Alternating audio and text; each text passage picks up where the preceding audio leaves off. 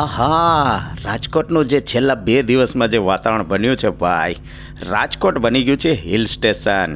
રાજકોટની શેરીઓ હોય કે આઉટર હાઈવે, આ વાતાવરણ જોઈને કહેવાનું મન થાય.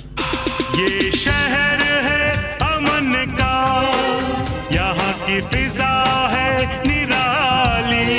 આ વાતાવરણમાં રાજકોટની વર્લ્ડ ફેમસ ચા ગલીઓ ગલીઓ અને શેરીઓ અને હાઈવે પર 25-25 લીટરના જે ચાના તપેલા ઉકળતા હોય એમાંથી એક અડધી ચા પીધી હોય ભાઈ.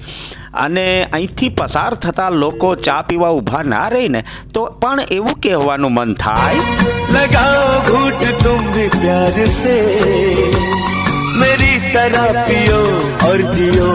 મેળે રાજકોટની આ ચા પીધી હોય ઠોકો લાઈક અને સબસ્ક્રાઈબ, અને આપણા રાજકોટના લોકો તો ભૂલતા જ નહીં ભાઈ, શેર પણ કરજો.